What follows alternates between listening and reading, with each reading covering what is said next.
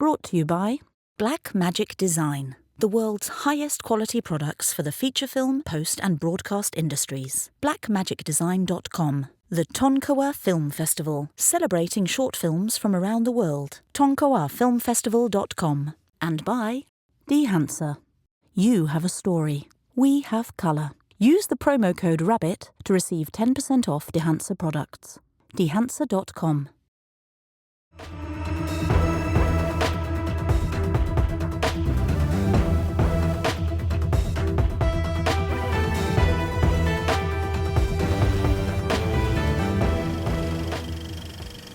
Hello and welcome to No Rest for the Weekend. I'm Jason Godbey, and we're back with more films from AFI Fest this year.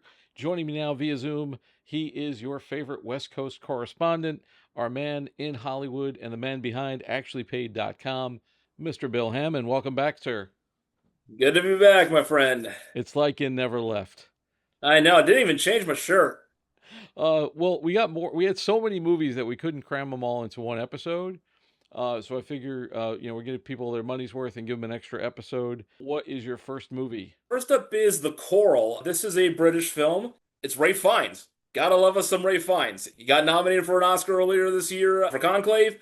Don't think he's gonna be this time around, but this is still a very fine performance, and he definitely carries what is essentially just a nice, safe, feel-good film. It takes place in the early stages of World War I, fictional town of Ramsden in Yorkshire County, and it's basically about the choral society of this small town, like the town choir, for lack of a better term.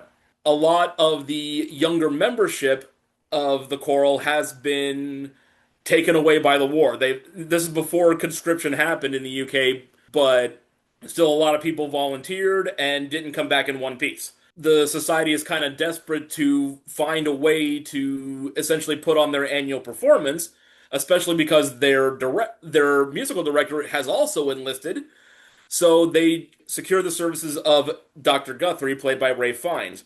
Now, Guthrie is automatically considered suspicious by the whole town. One, because he spent years working in Germany. He's a full-fledged British citizen, born and raised, but he did work for about 6-7 years in Germany, and they're the enemy right now, so where do his loyalties lie? And while it's hinted at in a few scenes, it's never expressly stated, but it's heavily implied that he's a closeted homosexual in a time where that was not only not considered acceptable, but at the end of the Victorian era, still kind of illegal. He's brought in, and a lot of young people, including just, the random blokes of the town, one of whom literally delivers the condolence letters to now war widows. There's also a young woman who sings as part of the Salvation Army. She ends up taking kind of a lead role because she's a very strong mezzo-soprano. And basically it's the idea of how this group of stuffed shirts and young boys who are dreading the day when their number comes up to go to war for nothing, and religious people, non-religious, like how do they all come together to put on this performance? It's very formulaic in the sense that it's this ragtag group of people who from all walks of life coming together for a common cause to basically do something positive and inspiring in a dark time. It's a story that's been told in various ways countless times over the decades. Fiennes here, he does a really good job carrying the performances. Mark Addy as the head of the Choral Society, you'll know him as King Robert Baratheon from Game of Thrones. Great actor. He has some fine moments as well. The young woman from the Salvation Army, it's a kind of a fun dynamic with her because there's an unspoken prejudice against her, but it's not because she's black, it's because she's with the Salvation Army. It's a little odd, but her race never actually comes into play. But there's that ingrained bias that kind of implies that it's there, but outwardly, overtly, it's more because of her being an annoying member of the Salvation Army. It's kind of a cute subversion there. The music is actually pretty strong, not just in the choral itself, and the singing, though that is on point across the board, but just the orchestral score by George Fenton. Very strong stuff there. This is a safe movie. There's nothing really controversial about it. It's not really trying to say anything other than war, bad, music, good. And then, yeah, maybe one of the performances, especially Fiennes, might get some campaigning for the Oscars. This is just a good, happy-ish film, and I can't fault it for that. Sometimes it's exactly what we need. What else you got? What else we? What else did you among the a dozen movies that you saw? What else?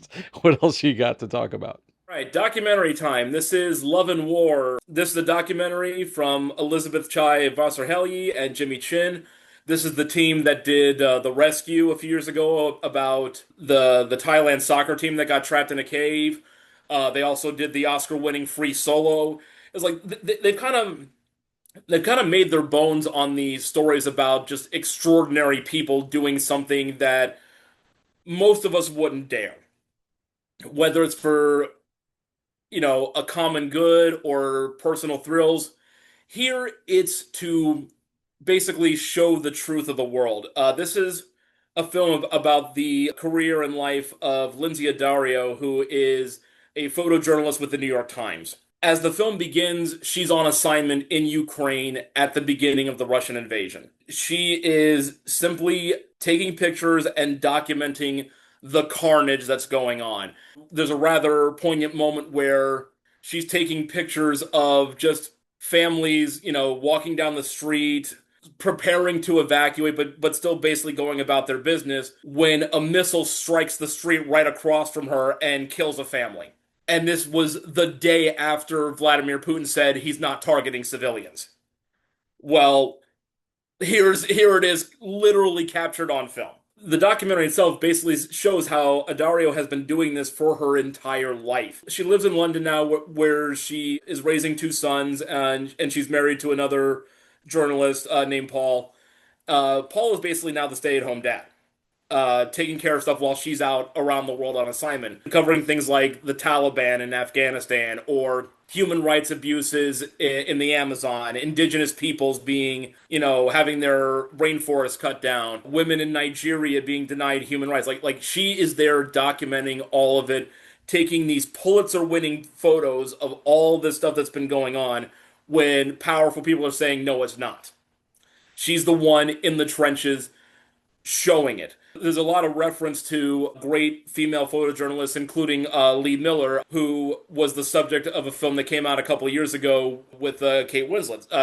That was a dramatization of her life. This is the real thing. So it really is like the idea of, you hear that corporate buzzword of a work-life balance. Well, this is it taken to extremes. This is a woman whose work sends her halfway around the world to take photographs of atrocities, and then she comes home and bathes her kid after 6 weeks. Gives her 10-year-old son a bath and plays with her 4-year-old as if she never left. Like it is amazing to see the candidness and the intimacy of the access both to the horrors that she has to witness as part of her job and the risks she takes to her own life versus the real, genuine, loving person and family woman that she is. It's inspiring, on so many levels because, as she's, taking pictures of these shellings that are going on, she and her Ukrainian colleague who's translating for her, they're trying to find bomb shelters so they can hide while the shelling's going on. And most people are just, walking down the street in these towns near the front lines. Like, they're just like, this is life. This is every day for us. What are you hiding for? I was like, because I'm gonna die. Because I don't want my leg to be on one street and my arm on another. It's like I like just for the sheer figurative brass balls of what she does, she's to be lauded. The fact that she's able to maintain her sanity is the emotional core of this film. And it's why this is what Vasarhelyi and Chin have been doing for close to a decade now in these great documentaries. Just showing this triumph of the human will in the form of someone just doing whatever it takes to accomplish a goal. Again, whether it's someone, doing a free solo climb up a bell camp, or a team of international divers coming together to rescue some preteens from a flooded cave. You know, these are extremes. These are borderline insane propositions. But what makes them work is how well you incorporate the human element, and not just in the idea of, oh, she's carrying these cameras around and this is how she takes the pictures and this is how she develops them. No, it's the human element of, at the end of the day, I'm still a person.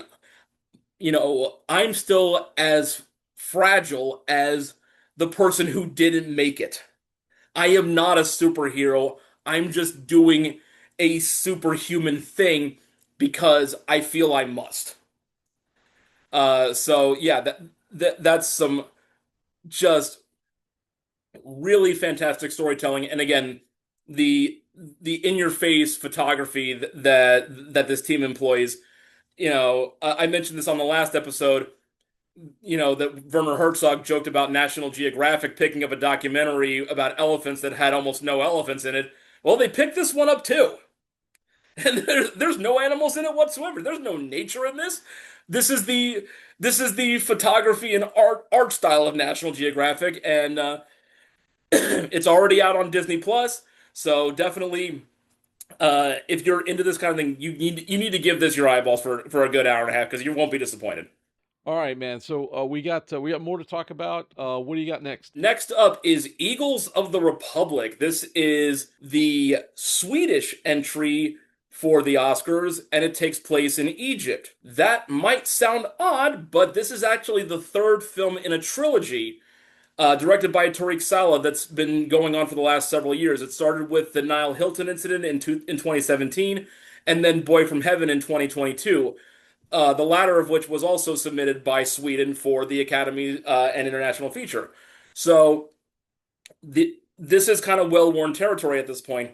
The films also star Fares, who is an Egyptian heritage Swedish actor, so he's basically perfect for these roles. Uh, for this particular film, Fares plays George Fahmy, who's, think of him as like the Clark Gable of Egyptian cinema. Like he's the leading man in Egyptian cinema. He does all these films with a common co-star. Like, this is very studio-based kind of filmmaking, and he's the biggest celebrity in the country. After the Arab Spring and the various coups that led to the presidency of Abdel el-Sisi in Egypt, now it's a matter of propaganda. George, who is separated from his wife, having an affair with a younger actress, has an adult son who's trying to figure out his life. All of this is now being put at risk by government thugs who are trying to root out disloyalty to the regime. And so essentially, Fahmy is blackmailed into making propaganda films where the regime and El-Sisi are treated as these lionized heroes. The central joke of the film is that Fahmy is cast to play El-Sisi himself. Now, Fares is about 6'1". To look at his face, he looks like a combination of Adrian Brody and a young Judd Hirsch. And he's meant to play Abdel Fattah el-Sisi, a short, stout, balding man. And on day one of the shoot, he's told to remove all prosthetic makeup. It's like, we are meant to treat this person as, oh yeah. It'd be like if they did Darkest Hour with Gary Oldman playing Winston Churchill without the fat suit. Just did it as Gary Oldman. It's completely asinine. But this is the threat that he is under. Any false step can put his life in danger, put his son's life in danger, put his co-star's life in danger. Everything is riding on this. There's the sentiment of just being an artist of integrity and saying, no, I'm not going to do government pictures. I have to maintain my credibility. I'm apolitical, even though, yes, a lot of actors are very much not apolitical, but it's one thing to have opinions that may differ or to remain neutral. It's quite another to basically take the government seal of approval and spout out just pure lies. And so that's the initial resistance, but then when it truly becomes dangerous, when it when it truly becomes a matter of, we're trying to pull this actor in so many different directions by so many different, department heads and ministry officials to see who's trying to make a power move that could either reinforce LCC's authority or result in yet another coup. Like, this man is just caught in the middle, and it makes for an incredibly engaging political thriller. I was reminded of Nixon with Anthony Hopkins back in the 90s. Like when I was watching, it's like there are those kind of elements to it. Uh, Primary Colors, another good example. Like these kind of things where you're almost wondering where the wag the dog moment's going to come, and there's another good film for comparison's sake. Uh, and Perez, I mean, he's a tremendous actor. He was great in Boy from Heaven a couple years ago. I really enjoyed that film. I it was one of my favorites of the international feature slate that year. Like again, because he's a Swedish citizen, he's safe. But because of his heritage, he lends that credibility to what he's doing. Like, he knows the ins and outs here. Uh, Very strong supporting cast, very very strong writing, really good action cinematography when necessary. And a special note to the editing, because there are a lot of scenes where LCC has to be in essence part of it, but you can't actually get him in the movie. So they pull the Forrest Gump and they edit the actors around stock footage of him. It's pretty well done. Uh, Another strong point, the score. I mentioned this on a couple of films from the festival, but Alexander Desplat did the score for this. Two-time Oscar winner. We worked with the likes of Wes Anderson and so many others. Like one of the best film composers we have right now. And he gives this alternately lighthearted, goofy, and then dire, suspenseful score. Whatever the scene calls for, he plays it to the absolute hilt, and it definitely enhances the experience. I've been a fan of Desplat's for a long time. This is what he's capable of, almost in his sleep. It's amazing how naturally he can feel out a scene and give you the exact cue for it. And it only enhances the experience here. This is the type of film that if it were an American production, you would see this during blockbuster season. Like, this would be a summer movie. Now, this next one you're going to talk about, we actually caught at Tribeca, but we didn't get to see the movie, but we did get the red carpet. And I talked to the producers and the director. I definitely want to see this film, but tell us about it. There was no way I was not watching this film. Andy Kaufman Is Me. Cards on the table. Andy Kaufman is arguably the greatest genius in 20th century entertainment. A completely eclectic superhero of getting audience reaction. He was the living epitome of there's method to the madness. And it is a delightful madness to behold.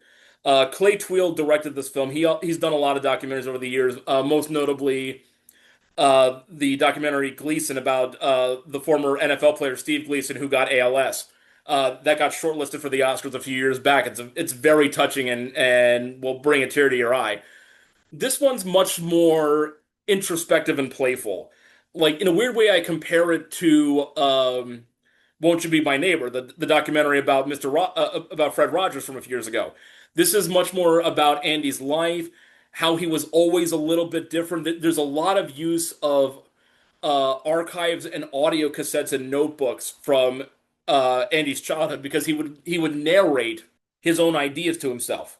Like he was working on a book that was basically going to be like this surreal meta semi-autobiographical novel.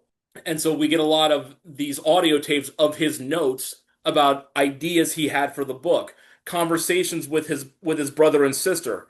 Not just the usual stock footage of, him doing Mighty Mouse on SNL, which of course it's in there, of course, because it has to be. It's not just those bullet points. It's not just SNL, Taxi, Tony Clifton, wrestling women. It's not just those moments. It's going deeper into what was around them, where his mind was at, what his mind even was when he kind of figured these things out, when he decided to take these risks, all for the sake of being entertaining, as a kiddie host, as a hero, as a villain, whatever he wanted to do. I think one of the bigger commentaries is that when he did his special at Carnegie Hall and got to talk to Howdy Doody, like there's a lot of commentary that this was Andy at his purest. This was because the idea is, who's the real Andy Kaufman? Who is the real man behind all this? And a lot of people would say that moment, that was the real Andy. This grown-up man-child talking to his television hero from 30 years previous. The man, the puppet he grew up watching, who was real to him in every way. Well, now he's physically with you, and you get to talk to him as if he's a real person. Yes, you see the strings. You know there's a puppeteer back there. You're not talking to the puppeteer, you're talking to him. Talking to Howdy. It was the same way, again, comparing this to the Fred Rogers documentary, all the explanation and stories about how Daniel Stripe at Tiger was essentially a childhood version of Fred's insecurities. And that was why I was such a Mr. Rogers fan when I was a kid, because whenever I felt sad, whenever I was confronting something I didn't understand, I would watch Mr. Rogers and it felt like Daniel was talking to me. And so that's the same kind of things, like just that weird moment where everything connects, even though it's completely artificial. Like that's the magic of Andy Kaufman just as an artist. Just on pure vanity and fandom, I was going to watch every second of this with rapt attention. Of course I was. But outside of that, it's very worthy of your attention. The way the film is kind of broken up into chapters, there's a lot of interstitials where essentially they did Howdy Doody-esque puppetry with models of Andy and other performers he worked with. Jerry Lawler, David Letterman, all of them, like they're all represented in puppet form and they're dancing on the strings. It's a kind of like a little Pinocchio kind of thing going on. Very marionette theater. And again, it would be something that would be right up Andy's alley. Like if he were still alive today, I mean, what, he died something like 40 years ago. So if he was still around today, he would do something like that.